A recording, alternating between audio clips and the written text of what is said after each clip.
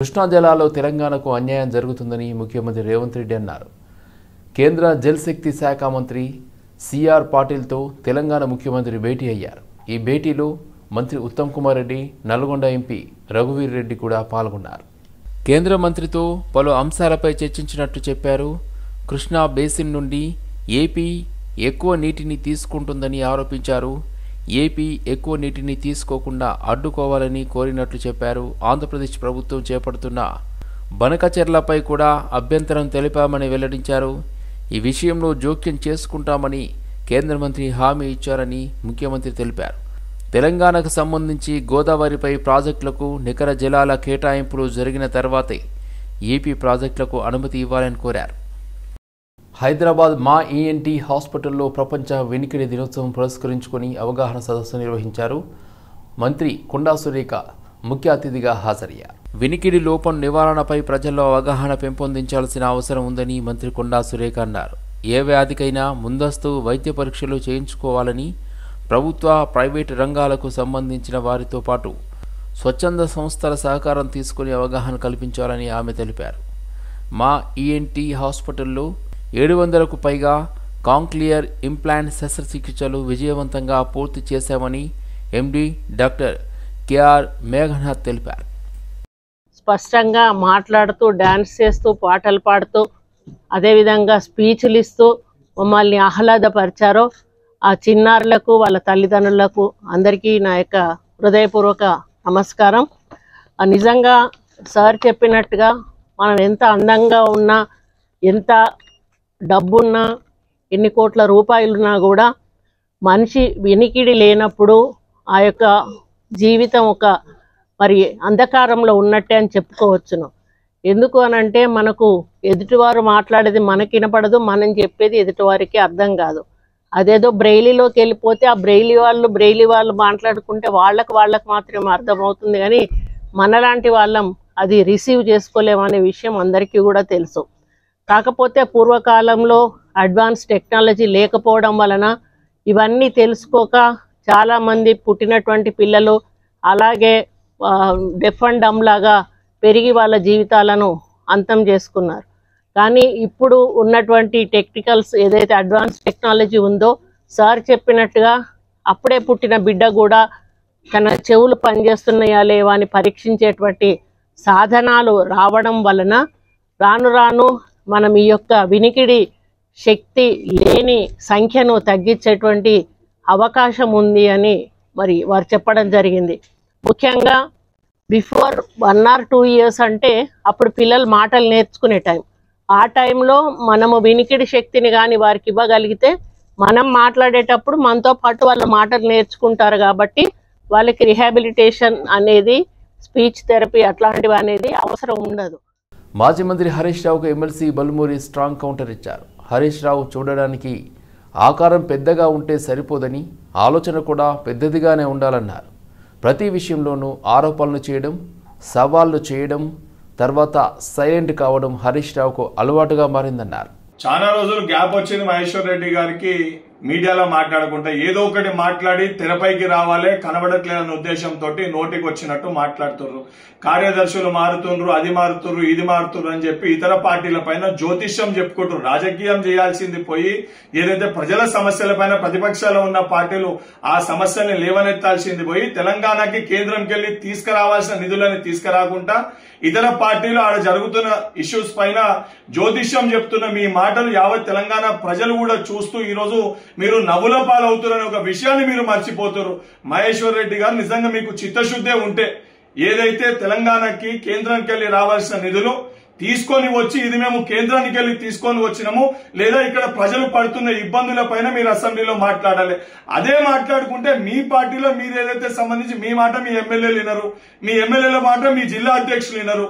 ఇప్పటి వరకు మీ పార్టీకి ఎందుకు రాష్ట్ర అధ్యక్షుని ఎన్నుకోలేకపోతున్నారో ముందు దానిపైన మీరు పునరాలోచించుకొని వేరే అంశాలపైన మాట్లాడాలని చెప్పి మహేశ్వర్ రెడ్డి గారికి. హైదరాబాద్ జూబ్లీ హిల్స్లోని టీటీడీ వెంకటేశ్వర స్వామి దేవాలయ బ్రహ్మోత్సవాలు వైభవంగా నిర్వహించారు. బీజేపీ జాతీయ ఉపాధ్యక్షురాలు ఎంపీ డీకే అరుణ ముఖ్య అతిథిగా పాల్గొన్నారు. ఎంపీ డీకే అరుణ కుటుంబ సభ్యులతో కలిసి వెంకటేశ్వర స్వామిని దర్శించుకుని ప్రత్యేక పూజలు చేశారు. బ్రహ్మోత్సవాల్లో భాగంగా స్వామివారి గరుడ వాహన సేవలో పాల్గొని మొక్కులు తీర్చుకున్నారు. కళాకారుల ఆటపాటలు, కోలాటాలు, సాంస్కృతిక నృత్య ప్రదర్శనలు ప్రత్యేకంగా ఆకట్టుకున్నాయి.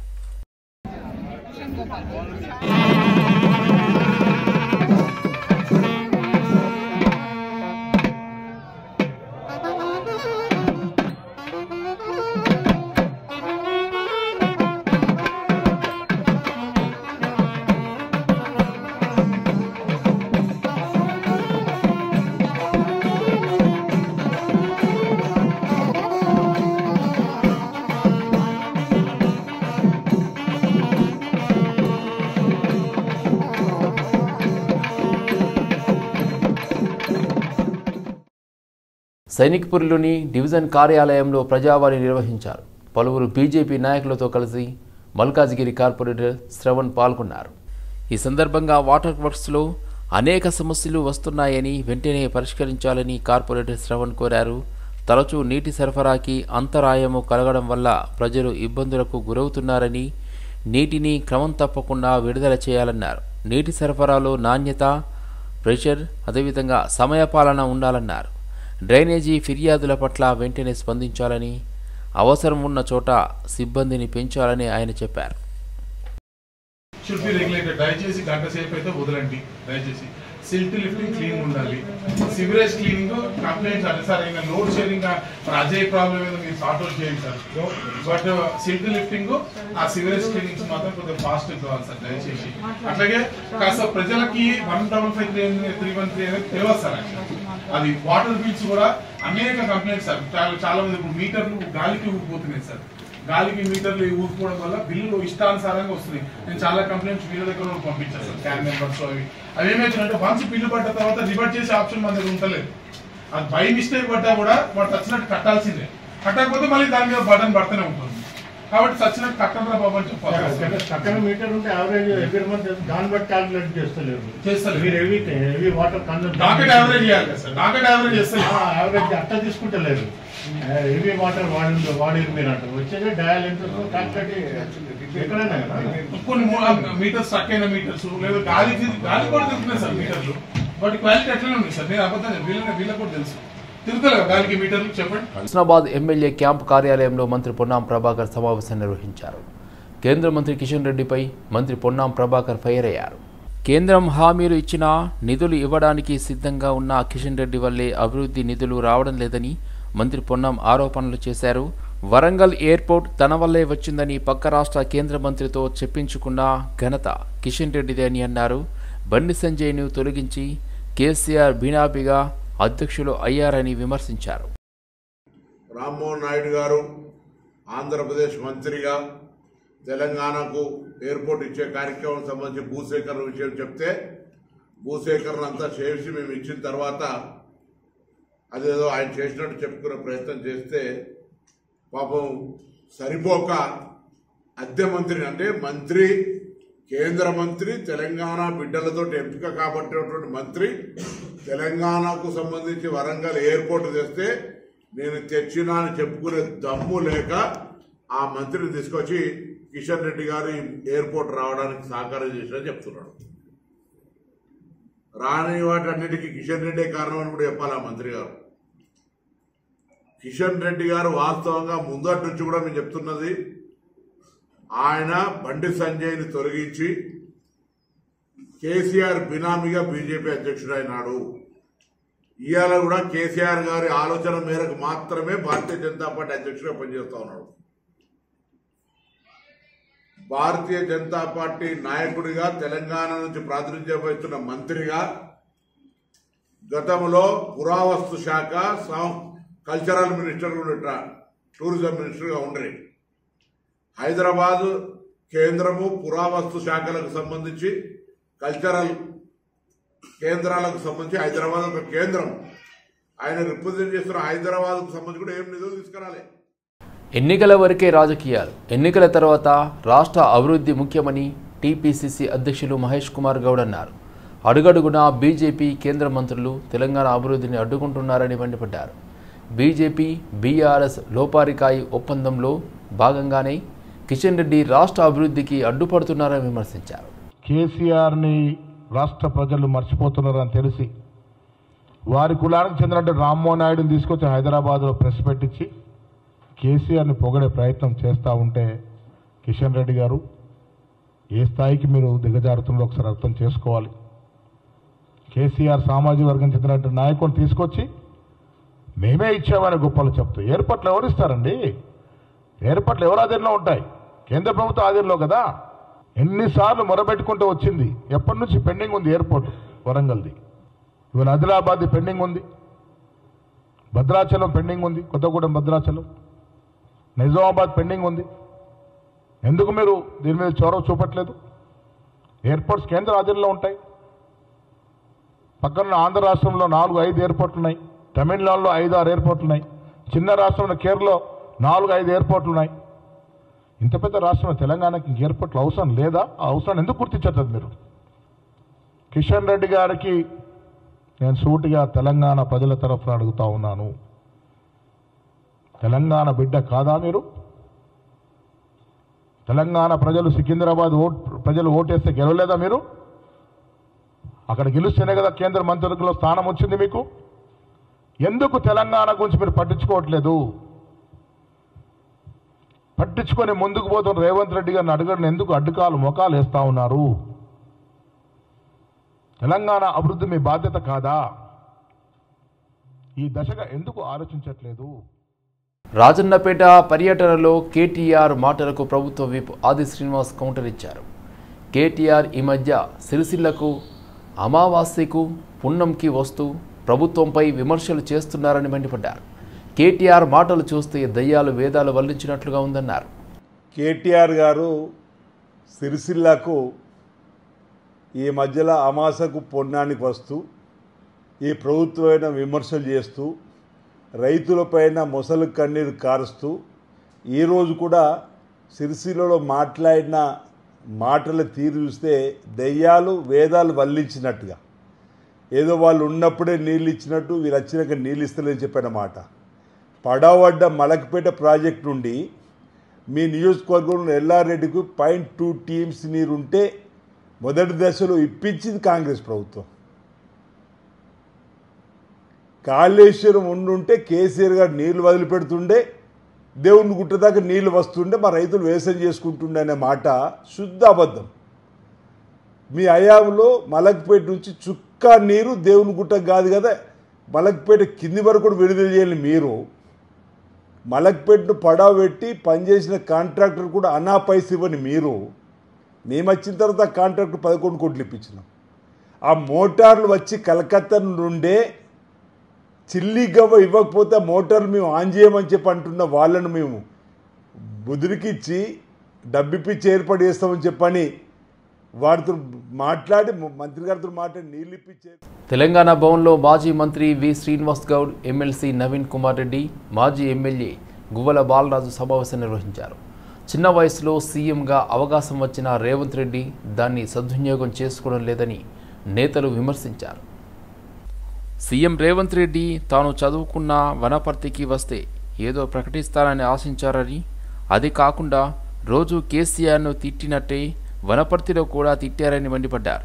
ఎస్ఎల్బీసీ టర్నెల్ ప్రమాదానికి కేసీఆర్దే బాధ్యత అని సీఎం అనడం దుర్మార్గమన్నారు. ప్రజలు కాంగ్రెస్ను కాల్చేందుకు సిద్ధంగా ఉన్నారని ఆరోపించారు.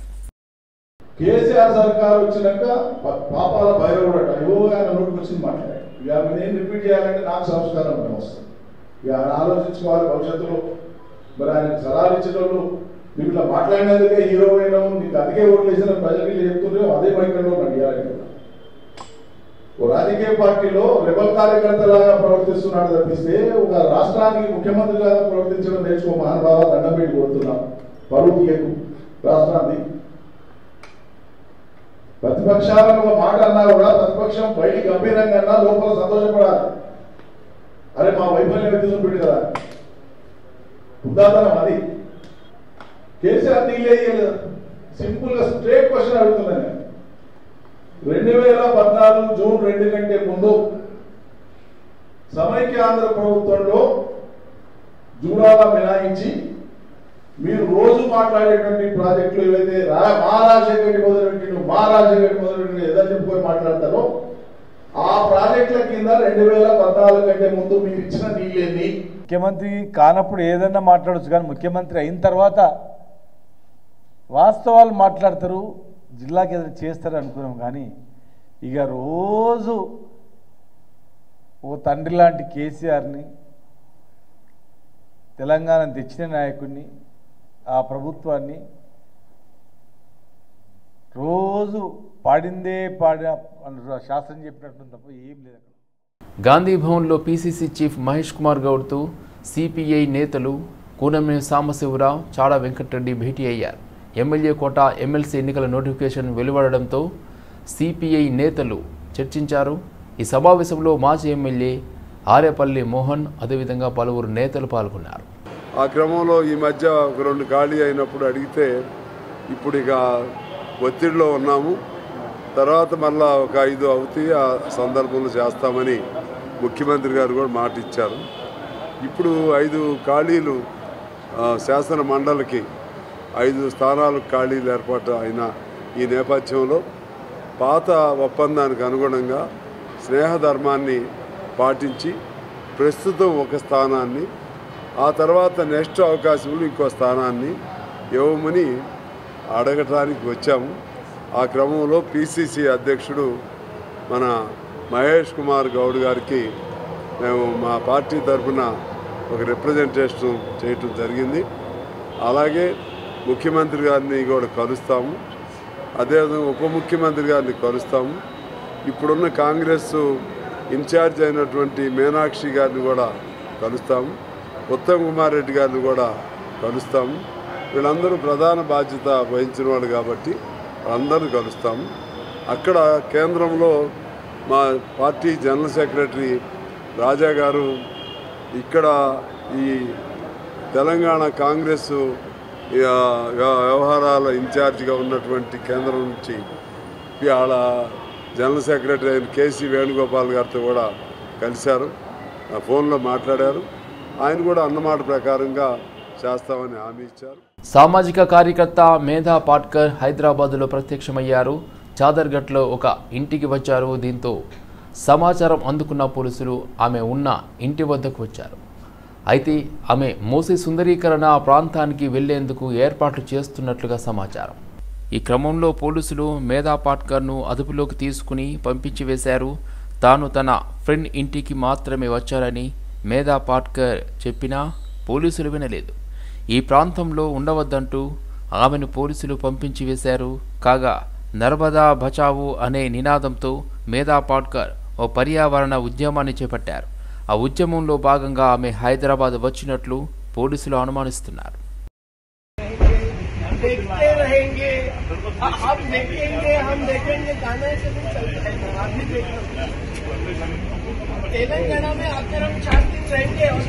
తెలంగాణ రాష్ట్రంలో కులగణన చేపట్టి ముదిరాజ్ సామాజిక వర్గం జనాభా ఎక్కువ శాతం ఉందని ప్రకటించిన కాంగ్రెస్ ప్రభుత్వానికి ముదిరాజ్ సంఘాలు ధన్యవాదాలు తెలిపారు.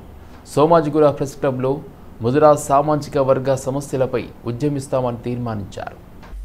గత బీఆర్ఎస్ ప్రభుత్వం సమగ్ర కుటుంబ సర్వే పేరు మీద సర్వేను నిర్వహించి వాటిని బహిర్గతం చేయకుండా మోసం చేసిందని ముదిరాజ్ సంఘాల నాయకులు అన్నారు. ఎన్నికల ముందు తమ మేనిఫెస్టోలో ముదిరాజ్ సామాజిక వర్గానికి పెద్దపీట కాంగ్రెస్ ప్రభుత్వం వేస్తామన్నదని తెలిపారు. కులగణన చేపట్టి తెలంగాణలో అతిపెద్ద సామాజిక వర్గం ముదిరాజులదే అని ప్రకటించాక కూడా ఇప్పటి వరకు తమ రాజకీయ అవకాశాలు తమకు ఇవ్వడంలో జాప్యం చేస్తున్నారని చెప్పారు.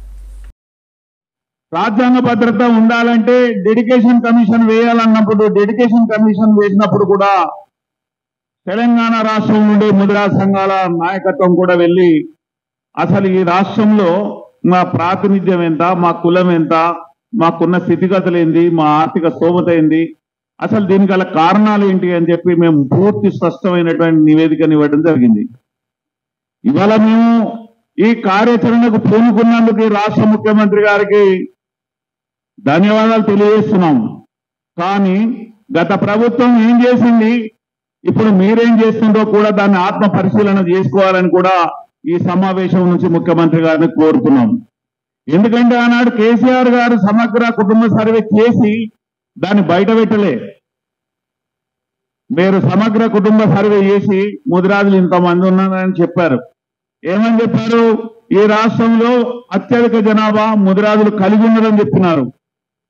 కానీ 2015లోని సమగ్ర కుటుంబ సర్వేలో 5 కులాలుగా విభజించి లెక్కలు రాశారు. అది మీకు ఇప్పటికీ మీరు గవర్నమెంట్ లో ఉన్నారు కనుక అది తెప్పించుకొని చూడండి. ముదిరాజ్, ముతరాజ్, తెనుగోళ్ళు, కావలి. హైదరాబాద్లోని లకిడీ కపూర్లో శ్రీకర నూతన ఆసుపత్రిని కేంద్ర మంత్రి కిషన్ రెడ్డి ప్రారంభించారు. ఇతర దేశాల నుంచి వైద్యం కోసం వచ్చే వారికి వీసా నిబంధనలను సులభతరం చేసేందుకు మెడికల్ టూరిజం వీసా తీసుకువచ్చినట్లు కేంద్ర మంత్రి వెల్లడించారు. ఆయుష్మాన్ భారత్ పేరు మీద దేశంలో ఇప్పటి వరకు 50 కోట్ల మందికి కార్డులు ఇచ్చినట్లు, 5 లక్షల విలువైన వైద్యం ప్రభుత్వం భరించే విధంగా చర్యలు తీసుకుంటుందన్నారు. ప్రభుత్వ ఆసుపత్రుల్లో మౌలిక సదుపాయాల లోపాలు ఉన్నాయని వాటిని సరిదిద్దుకొని ముందుకు సాగుతామన్నారు. మారుతున్న జీవన విధానం వల్ల ప్రతి ఒక్కరూ క్రమం తప్పకుండా వైద్య చికిత్సలు తీసుకుని ఆరోగ్య జీవితం గడపాలని కోరారు. కేవలం ధనార్జన కాకుండా మానవతా దృక్పథంతో తక్కువ ఖర్చులతో వైద్య చికిత్సలు అందించాలని ప్రైవేట్, కార్పొరేట్ ఆసుపత్రులకు కిషన్ రెడ్డి సూచించారు. చర్చలు జరిపి ఎంఓయూ చేసుకుంటున్నాం.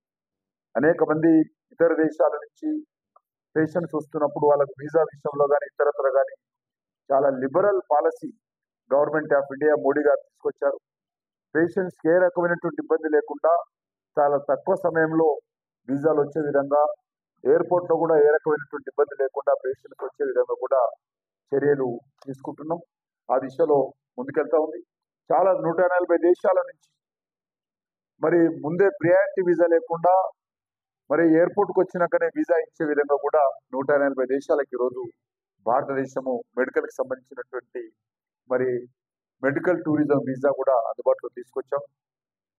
తప్పకుండా రానున్న రోజుల్లో మన దేశంలో ప్రజలకు మరింతగా వైద్యం అందించేటువంటి వ్యవస్థ మరి నిర్మాణం కావాల్సినటువంటి అవసరం ఉంది.